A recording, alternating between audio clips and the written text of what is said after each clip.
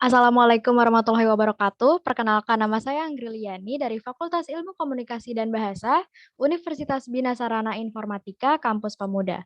Video ini dibuat untuk memenuhi tugas Media Relation yang diampu oleh Bapak dosen Pak Mega Angkasa IRMM, berupa video presentasi analisa perencanaan media relation terhadap berita di PT Jarum di media online.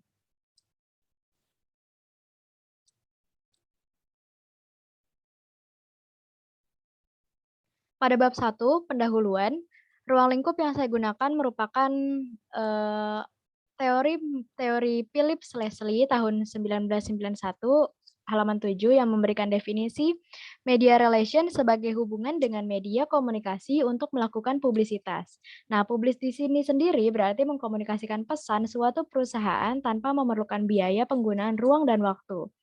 Kemudian mengutip dari Stanley J. Baran, tahun 2004, halaman 361 mendefinisikan media relation sebagai the public relation professional, maintain good relation with professional in the media, understand their deadline and other retain and earn their trust.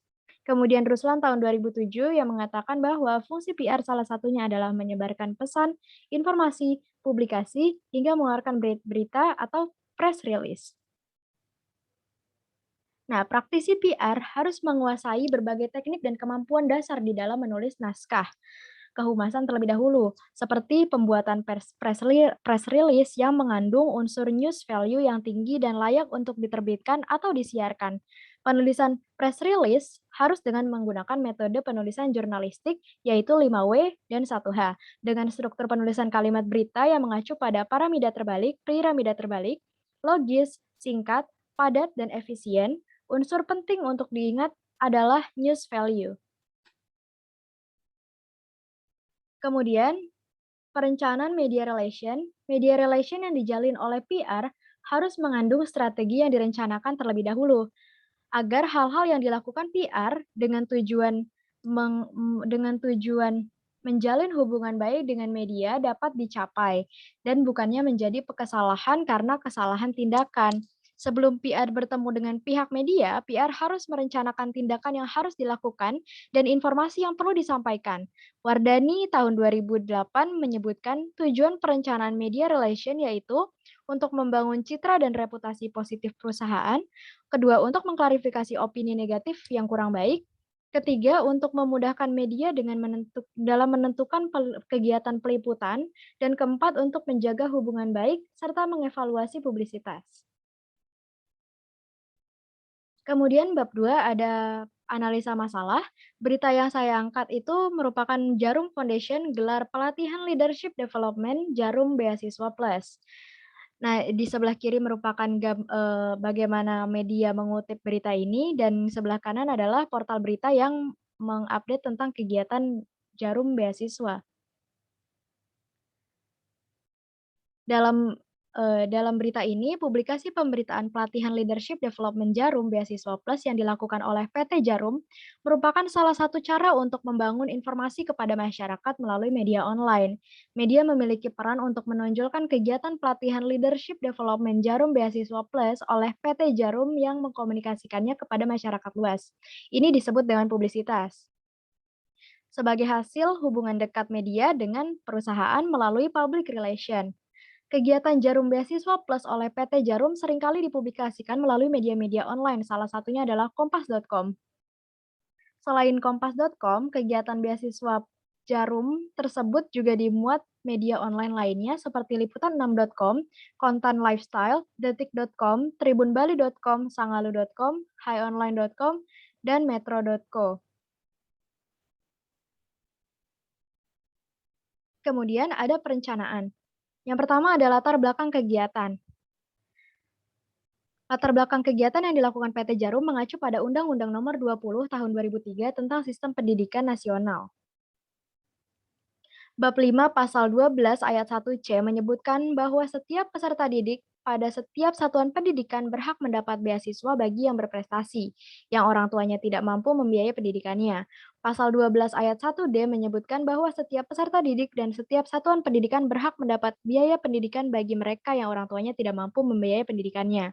Selain undang-undang di atas, tercantum Undang-Undang Nomor 12 Tahun 2012 tentang pendidikan tinggi di dalam pasal 76 ayat 2 yang jelas mengamanahkan tentang pemenuhan hak mahasiswa, yaitu mahasiswa pemerintah harus memberikan beasiswa kepada mahasiswa berprestasi, bantuan atau membebaskan biaya pendidikan dan atau peminjaman dana tanpa bunga yang wajib dilunasi setelah lulus dan atau memperoleh pekerjaan. Nah, dari latar belakang tersebut, PT Jarum membuat program Jarum Foundation yang turut berperan aktif dalam memajukan pendidikan di Indonesia melalui program beasiswa berprestasi yang dikenal dengan Jarum Beasiswa Plus bagi mahasiswa berprestasi tinggi di Indonesia.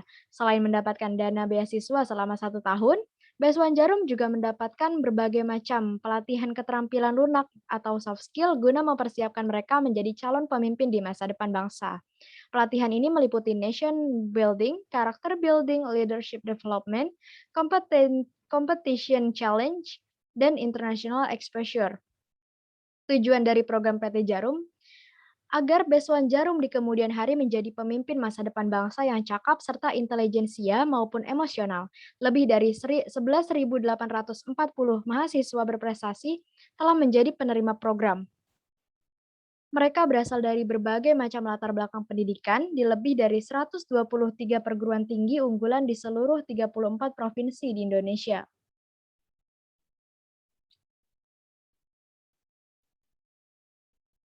Kemudian ada penutup kesimpulan. Yang pertama, riset kerja PR tidak dapat direncanakan tanpa pengetahuan yang detail mengenai fakta, data, dan informasi. Di sini PT Jarum menyadari pentingnya fakta, data, dan informasi sebelum menyusun perencanaan kegiatan. Hal ini ditunjukkan dengan melakukan penelitian dan pencarian data melalui media profil suatu media baru atau yang belum bekerja sama dengan PT Jarum dan penelitian berdasarkan hasil evaluasi kegiatan yang sebelumnya pernah dilakukan. Yang kedua, menentukan tujuan yang ingin dicapai. PR PT Jarum memiliki tujuan atas setiap kegiatan yang direncanakan dan dilaksanakan. PR PT Jarum mendapatkan tujuan umum dari manajerial level atas, namun tetap menentukan sendiri tujuan setiap kegiatan demi terwujudnya tujuan umum yang diberikan dari manajerial level atas. Yang ketiga, menentukan publik yang menjadi sasaran. PR PT Jarum meminta media profile dan mencari tahu publik suatu media baru atau media yang belum bekerja sama dengan sebuah media. Oleh karena itu, PR telah mengetahui publik dari setiap media yang bekerja sama dengan PT Jarum. Yang keempat, memilih media dan teknisnya. PR PT Jarum memilih media untuk menyampaikan informasi atau pesan kepada publiknya. Untuk menjelaskan pernyataan di atas, PT Jarum memberikan contoh dalam kegiatan media gathering. Media yang dilakukan oleh PR PT Jarum dalam kegiatan media gathering adalah presentasi kepada rekan-rekan media. Isi presentasi yang dilakukan adalah rencana kegiatan dan arah PT Jarum untuk 1 tahun ke depan. Press release merupakan sarana yang PT Jarum lakukan, yang PT Jarum gunakan oleh PR PT Jarum untuk menyebarkan berita positif tentang PT Jarum agar mendapat citra positif di mata publik. Yang kelima, ada evaluasi hasil-hasil yang dicapai. PR PT Jarum melakukan evaluasi atas kegiatan yang dilakukan. Salah satu hal yang dievaluasi oleh PR PT Jarum berkaitan dengan media adalah berapa persen suatu media menyumbang citra positif untuk PT Jarum. Seperti yang kita ketahui, PT Jarum merupakan eh, perusahaan rokok terbesar di Indonesia, yang mana bertentangan dengan aktivis lingkungan, aktivis kesehatan, dan lain-lain, yang berusaha memperbaiki citranya dengan melakukan eee, corporate social responsibility di ranah pendidikan.